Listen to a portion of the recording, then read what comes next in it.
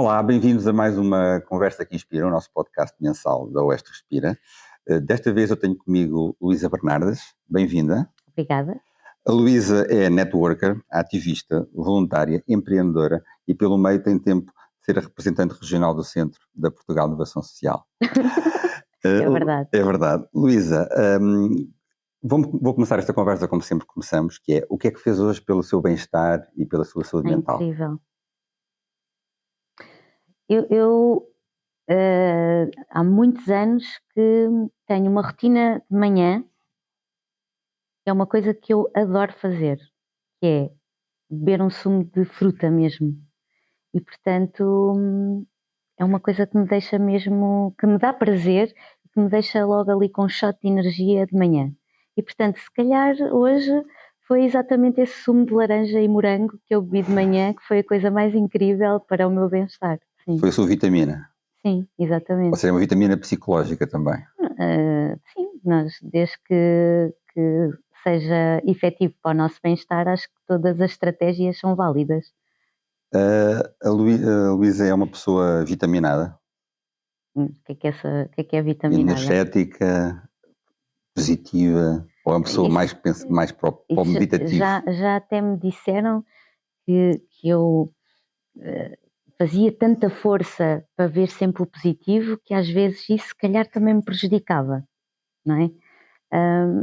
Encaro-me como uma otimista, acho que não vale a pena estar a ver o lado negro das coisas, porque muitas vezes somos nós que na nossa cabeça que vemos tantos problemas e se calhar a realidade não há assim tanto problema para estarmos preocupados, e eu acho que isso é uma forma de desperdiçar energia. Prefiro canalizar a energia para coisas mais positivas e também percebo que a energia é uma coisa que tem fim e portanto é uma forma também de gerir a energia que tenho.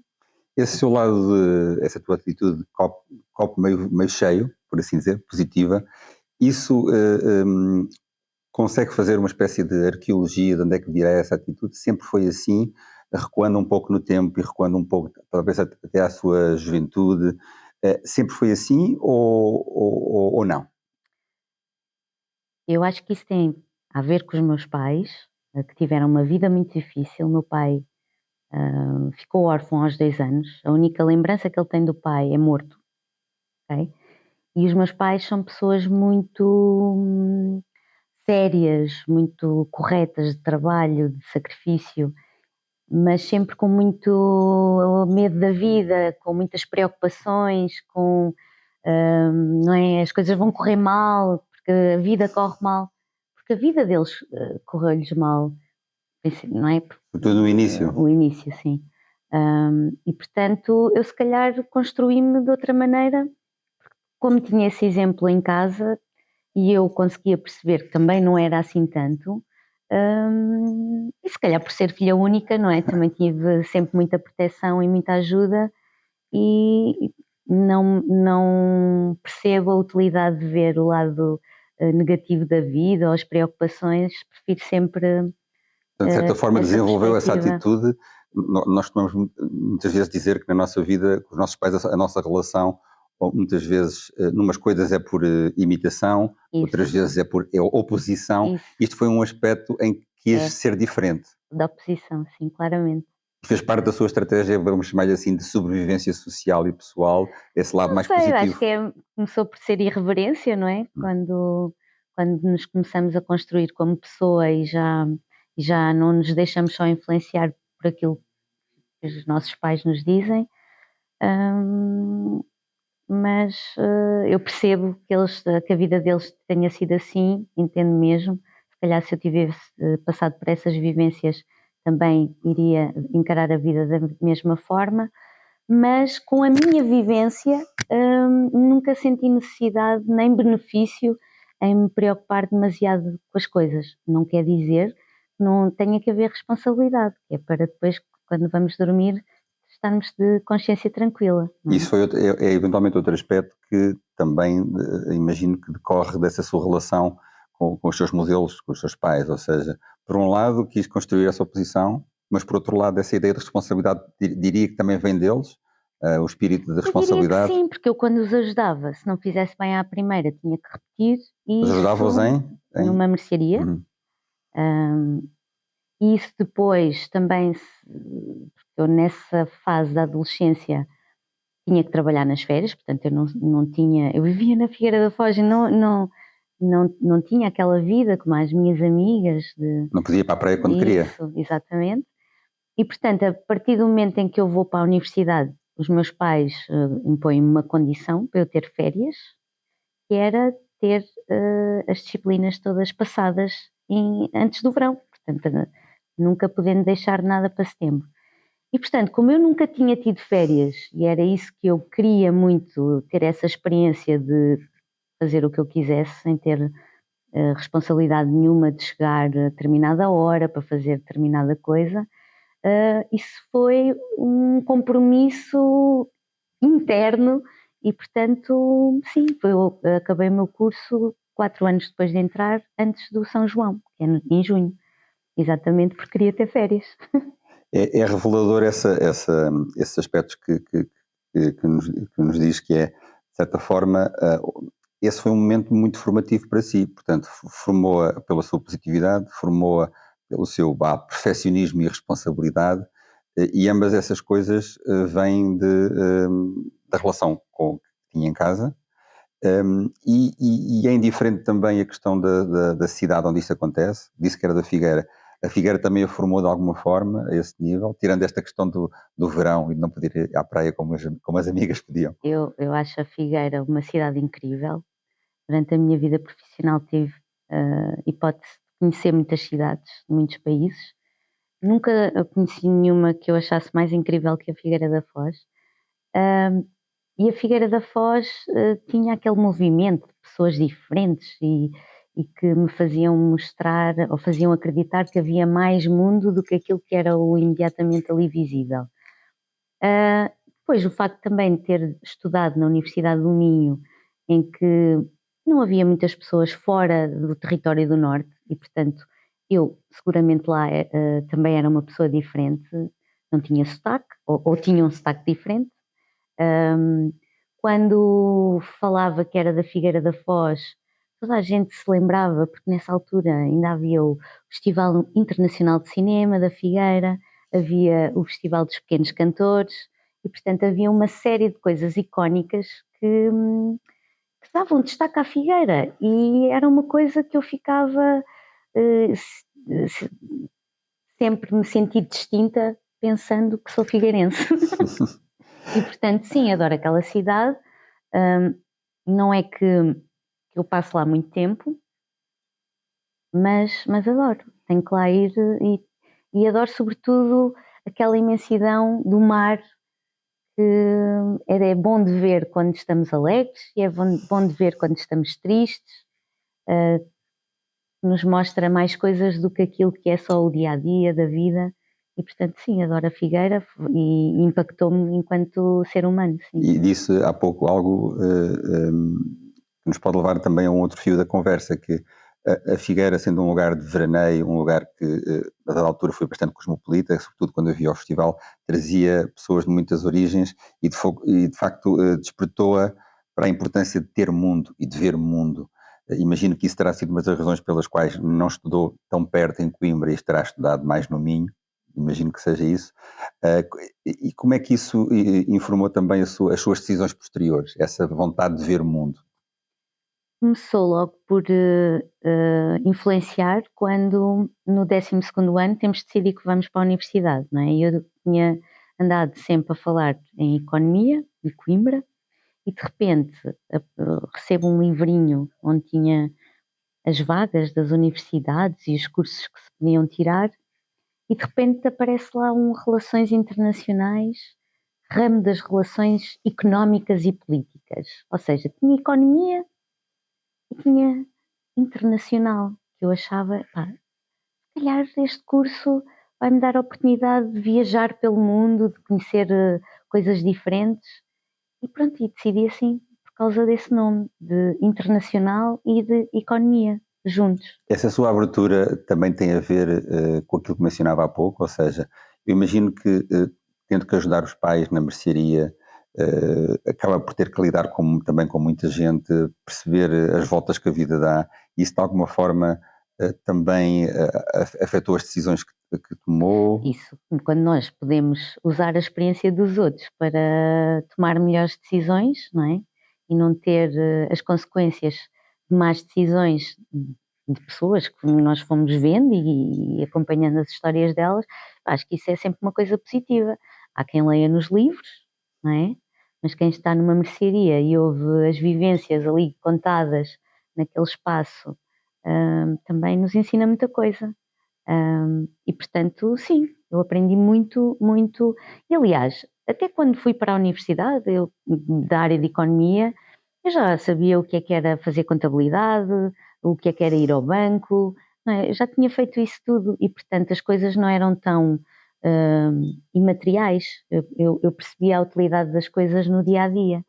E portanto acho que apesar de eu na altura querer não é, fazer outras coisas e divertir-me com os pares da minha idade, foi muito positivo e acho que me fez muito bem e que me marcou principalmente com esta questão do fazer bem logo à primeira, de primeira responsabilidade e depois é que vem o resto, não significa que quando está na hora do resto a gente não se divirta a valer, Exato.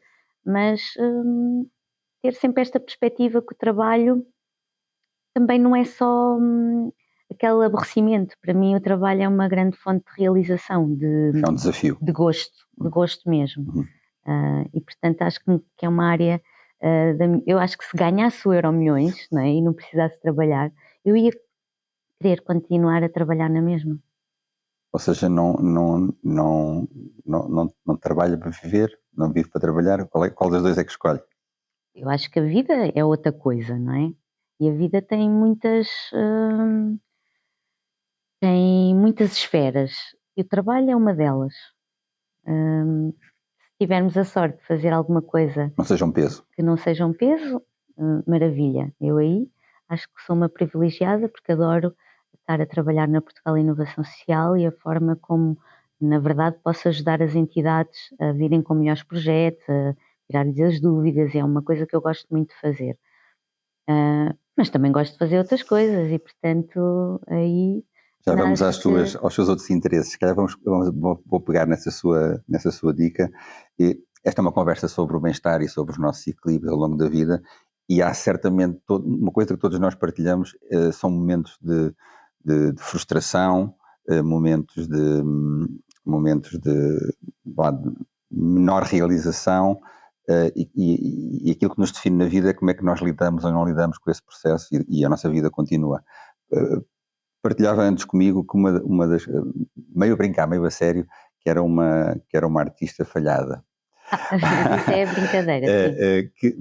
Mas há algo interessante que partilhou comigo, que tinha a ver com o facto de, a dada altura, participou ao nível de uma associação recreativa como uma criança cantora. Isso.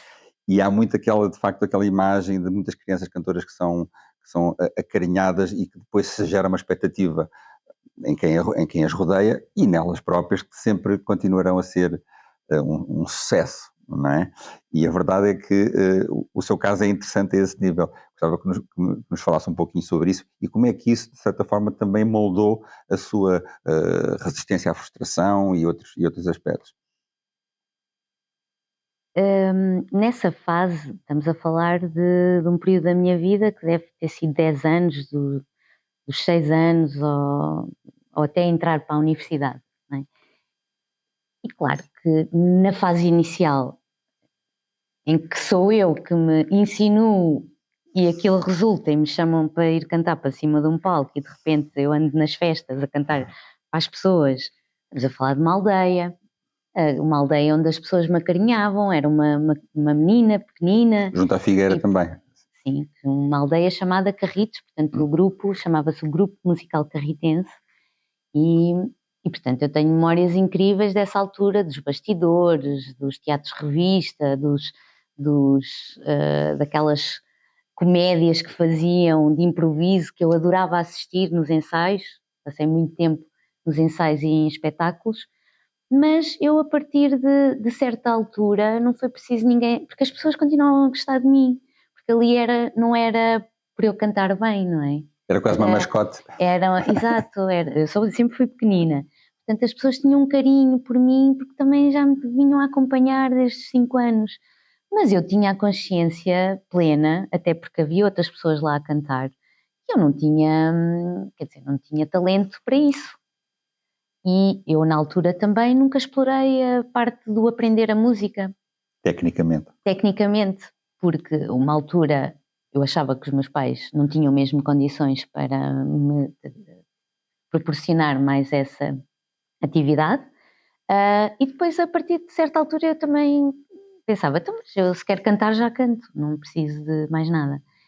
Quando percebi que não tinha voz e quando aquilo também, chegamos à adolescência e queremos ter tempo para fazer outras coisas, não é? Para namorar, para ter as nossas amizades e não sei o quê, também me comecei a desinteressar e portanto eu não sentia esse falhanço. Não chegou a sentir alguma frustração de não poder perceber? Porque se eu fosse lá cantar hoje, agora se calhar muitas das pessoas desse meu passado algumas já morreram, muitas até já nem vivem ali. Eu própria também depois saí de lá com 10 anos e portanto ia lá só aos ensaios, mas aquelas pessoas que me conhecem daquela altura, se calhar não se iam importar de eu ser toda desafinada, iam continuar a aplaudir e a chamar-me, porque eu acho que nestes sítios não é o talento, é a questão de estarmos juntos e de partilharmos, não é? Porque eu achava muito engraçado como é que nós, em todas as terras, tínhamos sempre casas a abarrotar de gente, não é? Mas muita da casa estar cheia tinha a ver com os autocarros das pessoas da aldeia. Era a comunidade. Exatamente, esse sentimento de comunidade, fazermos parte de alguma coisa, para entreter as pessoas, para fazer rir as pessoas. Sente falta disso, de participar em coletivos? Eu sempre tive essa veia de associativismo em mim. Na universidade fiz parte do gabinete de apoio dos alunos, gabinete dos alunos de Relações Internacionais de Braga, que era o GARIEB. Depois trabalhei no associativismo durante muitos anos, no apoio a empresas a nível internacional, e agora tenho estes movimentos de ativismo e também formativos, porque a Toastmaster International também trabalha essas competências de comunicação e liderança, mas num ambiente de clube, em que estamos todos a aprender uns com os outros, não há professor, não há aluno, somos todos pessoas que temos este interesse em comum e queremos crescer uns com os outros. De certa forma também é uma espécie de associativismo. A propósito de associativismo, fale-me um pouco do movimento das Mulheres Incomuns. Mulheres Incomuns é um movimento que é uma comunidade que pretende, ou seja, a missão é celebrar o sucesso no feminino. São 3 mulheres, 3 fundadoras, a Susana Castanheira e a Vera Margarida Cunha, que se juntaram a mim para fundar esta comunidade. A nossa primeira ação foi escrever um livro sobre 12 mulheres que se destacam na sociedade portuguesa. Convidámos outras mulheres para escreverem o livro connosco. Depois desse livro estar pronto, fizemos uma série de celebrações para pelo menos celebrar cada uma das retratadas, portanto corremos o país todo e foi incrível. Por exemplo, o primeiro lançamento que foi em Bragança, a nossa editora é a Vida Económica, eles diziam, Luísa, esqueça, em Bragança não vai ter 200 e tal pessoas como está a dizer que vai ter. Eu dizia-lhe, não, mas as pessoas com quem eu estou a trabalhar estão-me a assegurar e eu confio naquelas pessoas, eu acredito mesmo que aquilo vai estar cheio. E diziam-me assim, não, mas nós estivemos a lançar um livro lá e estavam umas 40 pessoas e era uma pessoa, e quem foi fazer a apresentação do livro era uma pessoa que aparece na televisão todos os fins de semana. E efetivamente, no dia que nós lançámos o livro, chovia torrencialmente e estavam quase 300 pessoas no Instituto Politécnico de Bragança para a sessão de apresentação do livro. Pensa que a questão um dos temas de fundo, a ideia de as mulheres como líderes, as mulheres como empreendedoras, é algo que está representado e, portanto, há muita apetência por essa conversa? Eu acho o que ainda prevalece é, de facto, muita diferença entre aquilo que é permitido ou que um homem possa beneficiar e uma mulher não. Quando analisamos a presença das mulheres na imprensa, nos mídias em geral, não precisa ser só na imprensa escrita, verifica-se que há muito mais títulos sobre homens do que sobre mulheres. Certamente também está ligado ao facto de haver muito mais líderes homens do que mulheres, porque as mulheres, mesmo no percurso de liderança que têm vindo a fazer, e que nós cá em Portugal, desde o 25 de Abril de 74, claro que houve uma grande evolução, porque antes disso as mulheres estava-lhes vedado um conjunto de profissões, como por exemplo a magistratura, mas apesar de toda essa grande evolução que aconteceu, há coisas que ainda continuam muito, muito diferentes. E claro está, quando nós olhamos para a liderança e mesmo apesar desta evolução, percebemos que muitas vezes as mulheres são o número 2, mas o número 1, não é? O número 1 não são. E nós queríamos perceber porquê, se não apareciam tanto e se nem têm tantas essas oportunidades, o que é que nós achamos que podíamos fazer? Pegar aquelas que já são, mostrá-las. E o sucesso do evento revela que há procura por essa mensagem. Exatamente, e portanto é inspirar por um lado, mostrando, olhem, esta pessoa é incrível, vejam o que ela está a fazer, inspira porque mostra o mérito que ela tem e também pode dar mais oportunidades a outras mulheres, acreditando que nós também temos mérito, e por outro lado, inspirar a quem ainda não sabe o que é que quer ser, porque às vezes parece que há caminhos que não são para as mulheres.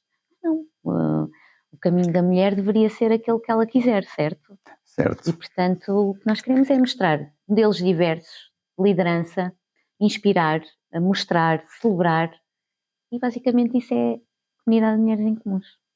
Para terminar, eu queria só explorar um tema que falámos há pouco, a ideia da importância de nós termos mundo e como é que nós temos vários mundos dentro de nós, o nosso mundo familiar, o nosso mundo profissional e o nosso mundo mental, enfim, temos uma série de mundos dentro de nós. Na sua carreira teve a oportunidade de ter muito mundo, porque representou a Associação Empresarial a nível internacional e, portanto, teve a oportunidade de viajar muito, ver muito mundo, mas a dada altura decidiu mudar um pouco de carreira para estar mais próximo da família, estou certo? Como é que vê essa transição e a importância de nós, a dada altura, também conciliarmos os vários mundos, o mundo lá fora com o nosso mundo familiar? Eu agora já penso que a vida é feita por temporadas, não é? E portanto, para mim é perfeitamente pacífico esta temporada eu estar aqui, fazer estas coisas, mas sei que eventualmente vou mudar de temporada e vou fazer outras coisas com outras pessoas e outras responsabilidades e outras experiências. Nessa altura que eu tive que mudar de carreira foi difícil, porque eu vinha de um lugar, uma chefia de um departamento, em que tinha uma equipa de pessoas que por acaso eu até tinha escolhido, porque tinham estagiado comigo e portanto, claro que a entidade tinha os seus problemas, como todas as entidades têm, mas eu fiz coisas espetaculares, incríveis, inesquecíveis. Mas lá está, nós também temos que perceber que eu não sou só a minha realização profissional e a partir do momento em que eu vejo que há aqui um grande dilema, é que eu sou mãe de uma menina, não é? Que é até que ponto o que eu faço também pode ser um exemplo para ela. E portanto, qual é que é a decisão correta? É mostrar-lhe que as mulheres também podem ter carreira ou mudar de carreira para estar a apoiá-la no momento que ela precisa mais? Andei ainda muitos anos a chegar a uma conclusão, não é? Mas quando ela tinha 7 anos foi quando eu decidi, não, efetivamente ela está a precisar de mim e portanto eu agora vou passar uma temporada num trabalho que me permita ter um horário mais controlado em que eu possa estar mais presente para ela, fazer coisas que ela me cobrava muito, que era porque é que a minha mãe nunca me vai buscar à escola. Pronto, depois a partir daí já podia ir buscar à escola. Isso foi importante para ela e não me arrependo. Claro que se me perguntam, mas foi fácil a adaptação às novas funções? Houve coisas que sim, por exemplo, a equipa era espetacular, pessoas que eu até hoje, não é, tenho o prazer de trabalhar e que são pessoas que me ensinaram tudo, principalmente porque eu fui lá quase no início, portanto tive a trabalhar com o Marco Costa e com o Mário Dias e portanto eu tive a oportunidade de aprender tudo com eles, que eu acho que são as pessoas que sabem mais do assunto. Resultado, havia dias melhores e dias piores, não é? Mas não se arrepende dessa ideia de regressar ao mundo familiar, a dar apoio à família e à sua filha? Foi importante eu para não si? me arrependi porque pensava que era temporário, não é? Era uma temporada. Ela precisava de mim, depois havia uma altura em que ela ia fazer, não é? Crescer e eu aí já podia novamente pensar noutras coisas. E portanto, houve dias bons, houve dias maus, depende, não é? Eu estava antes no front office, em cima de palcos, ouviam as minhas opiniões na direção, decidia o que é que a equipa fazia e depois passei para outra posição, não é? De fazer o que me mandam, de estar em back-office e, portanto, teve grandes desafios, não posso dizer que não. Portanto, agora o meu regresso à Portugal Inovação, já numa posição mais de contacto no terreno com as pessoas, mais de front office e de palco, agora, além de gostar da equipa, também gosto do trabalho. Consegue e, portanto, realizar por isso os é que dois, eu digo que sou uma privilegiada. concilia os dois mundos. Isso. Terminava com a nossa pergunta final. Nós começámos por perguntar o que é que individualmente hoje fez pelo seu bem-estar, pelo seu equilíbrio, pela sua saúde mental. E à volta desta nossa conversa, olhando agora para a nossa comunidade, para o nosso país, o que é que acha que neste momento é mais urgente nós fazermos, enquanto coletivo, enquanto comunidade, pelo nosso bem-estar e pela nossa saúde mental? Bem, isso depende um bocadinho de onde é que nós vivemos, não é? Porque se formos pensar, nós temos vários países dentro do nosso país, não é? Temos sítios mais urbanos que têm os seus desafios, se calhar as pessoas estão muito perto umas das outras e ao mesmo tempo muito longe. Por exemplo, temos um projeto incrível em Coimbra para tratar, não é bem tratar, mas alertar para a questão da adição ao online, não é? Às coisas, aos computadores, aos telemóveis, principalmente para as crianças. E, portanto, estamos juntos e separados ao mesmo tempo, não é? Porque podemos estar juntos, mas cada um no seu telemóvel e portanto, é uma falsa sensação de estarmos acompanhados. E depois há sítios onde as pessoas estão mesmo sozinhas, não é? Que não aparece lá ninguém. E, portanto, eu diria que a resposta deve ser adaptada a cada pessoa, a cada contexto. Eu, por exemplo, também já tive períodos na vida que recorri a pessoas externas para me ajudarem a enfrentar aquilo que eu não estava a conseguir enfrentar sozinha, mas na minha perspectiva pessoal, aquilo que eu prefiro é, ok, a partir do momento em que eu sei porque é que eu estou assim, eu quero construir qualquer coisa, não é? Isso é que me vai fazer ficar bem. Não esburacar para saber porque é que eu estou assim. Pronto. Mas isso funciona comigo, com outras pessoas funcionará outras coisas. Houve alturas em que também o yoga fez muito bem, em alturas de stresses. Não há nada como uma boa respiração para uma pessoa se acalmar. No Então, yoga aprende-se isso. no fundo, o que está a dizer é que nós, como coletivo, talvez precisemos mais dessa autoconsciência e de procurar as respostas para os nossos equilíbrios, como coletivo, Sobretudo, como sociedade. não ter medo nem vergonha de pedir ajuda. Não é? Isso é o essencial. Isso é... E depois, o que é a maneira é ir tentando. Se não funciona esta solução, vamos experimentar outras. Até há de haver uma que funciona connosco, não é? Luísa, boa mensagem, muito obrigado. Portanto, não tenham medo e respirem.